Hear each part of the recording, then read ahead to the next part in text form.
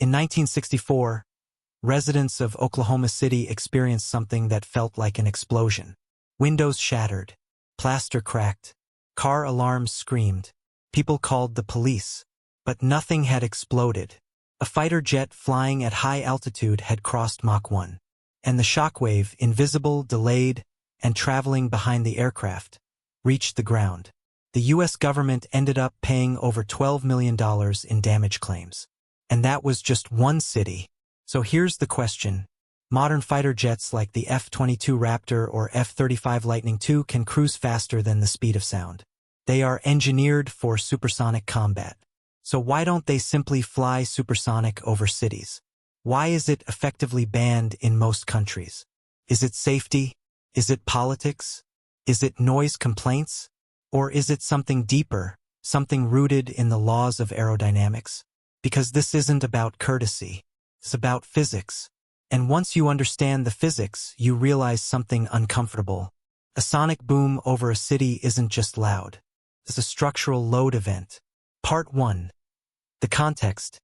Why supersonic flight exists. Before we talk about cities, we need to talk about why supersonic flight exists at all. Fighter jets are designed for one primary purpose: energy dominance. In air combat, speed equals options. The faster aircraft chooses when to engage, chooses when to disengage, converts speed into altitude, converts altitude into maneuvering energy. This is energy maneuverability theory, formalized by USAF Colonel John Boyd. Visual energy versus altitude diagram.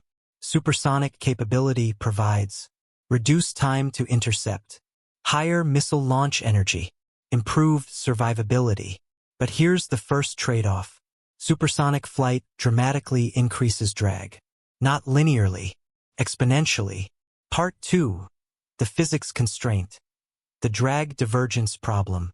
At subsonic speeds, drag consists primarily of skin friction drag, form drag, induced drag. But as an aircraft approaches Mach 1, something changes. Air can no longer move out of the way fast enough. Pressure waves begin stacking. Shock waves form. This is transonic drag rise. Visual. CFD simulation showing shockwave formation near Mach 1. At around Mach 0.8 to 1.2, drag coefficient spikes dramatically. This is called the drag divergence Mach number. Why?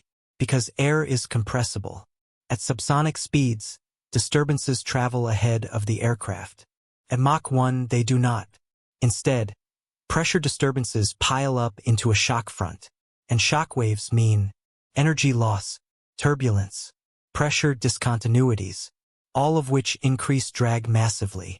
To overcome this, fighter jets use thin swept wings, area ruling, afterburners. But this leads to the next constraint: fuel. Part 3. Energy cost. Why supersonic is expensive. Let's talk numbers. The F-16 Fighting Falcon burns approximately 3,000 pounds of fuel per hour at cruise, over 28,000 pounds per hour in afterburner. That's nearly 10x fuel consumption. Why? Because thrust must exceed drag. And at supersonic speeds, drag increases dramatically due to wave drag. Wave drag exists only because of compressibility effects and shock formation. To maintain Mach 1.5, engines must inject more fuel into the exhaust stream. Afterburners are effectively controlled explosions in the exhaust. They dramatically increase thrust, but they are thermodynamically inefficient. Visual. Diagram of turbojet with afterburner section highlighted. Fuel efficiency drops. Range drops. Infrared signature increases, which already makes routine supersonic flight inefficient. But that still doesn't explain the city restriction. For that, we need to examine the shockwave. If you enjoy breaking down complex engineering problems to first principles, subscribe. Because here, we don't just ask what happened, we ask why it had to happen. Part 4. What a sonic boom actually is. There's a common misconception. People think a sonic boom happens when you break the sound barrier. That's wrong. The boom happens continuously, as long as the aircraft is supersonic. The jet drags a conical shockwave behind it. This is the Mach cone. Visual. Mach cone diagram with angle labeled. The angle of the cone is determined by sin theta equals 1/Mach number. As the aircraft moves forward, that cone intersects the ground. When it does, people experience a pressure jump. Not a gradual sound.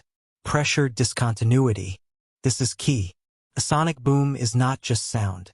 It's a shockwave, a sudden change in pressure, typically around 1 to 2 pounds per square foot overpressure. That sounds small, but applied over a window, it's enough to crack glass.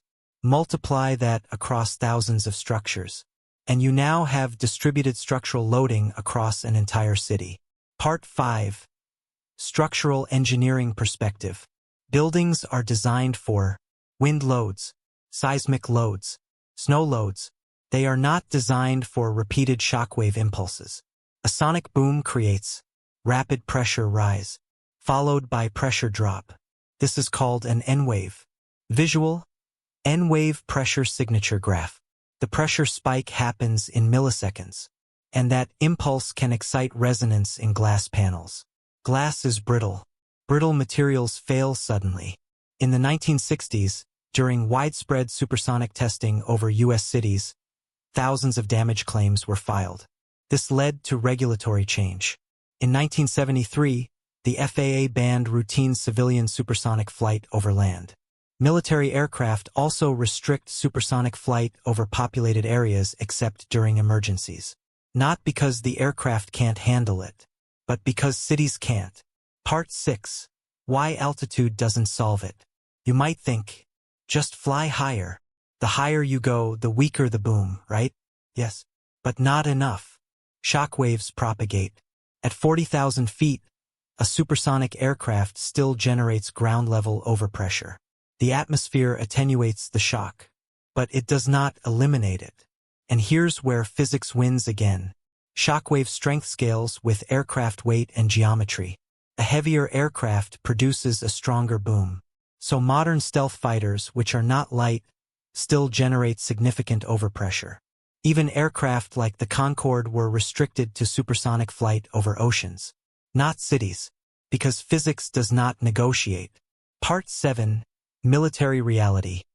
Stealth versus speed. Modern doctrine has shifted. During the Cold War, speed was survival. Aircraft like the State Route 71 Blackbird relied on Mach 3 plus speed. But modern fighters emphasize stealth over speed. Why? Radar detection range scales with radar cross-section. If you can avoid detection entirely, you don't need to outrun missiles. Supersonic flight increases. Infrared signature. Radar return due to shock heating. Fuel consumption. Stealth aircraft often cruise subsonically for efficiency and signature reduction. Supersonic dash is reserved for combat necessity, not routine transit, and certainly not over cities. Part 8. The attempt to solve it. Low boom technology. NASA is attempting something ambitious. The X-59 Quest. Its entire fuselage is shaped to spread shockwaves out. Instead of a sharp N-wave, it produces a softened pressure profile. Visual. Comparison graph. Traditional N-wave versus low boom signature. The goal. Reduce overpressure from 1.5 psf to 0.3 per square foot. Enough to sound like a distant car door slam. But here's the trade-off. Long, slender fuselage. Reduced payload. Higher structural complexity. Engineering always trades one constraint for another. Part 9. Economic reality. Let's quantify damage risk. A single supersonic pass over a dense city. Millions in potential liability. Even if only 0.1% of windows fail. Urban density multiplies cost. Governments do not want to pay that bill. Insurance companies certainly don't. So supersonic over land is banned, not because jets can't do it, but because the externalities are too expensive. Part 10. The verdict. Fighter jets don't avoid breaking the sound barrier over cities because they lack power. They avoid it because sonic booms are shockwaves, not just noise. Shockwaves impose structural loads. Structural loads cause damage. Damage causes liability. Liability costs money. Physics, engineering, economics, regulation. It's a chain reaction. Final thought. Supersonic flight feels like freedom.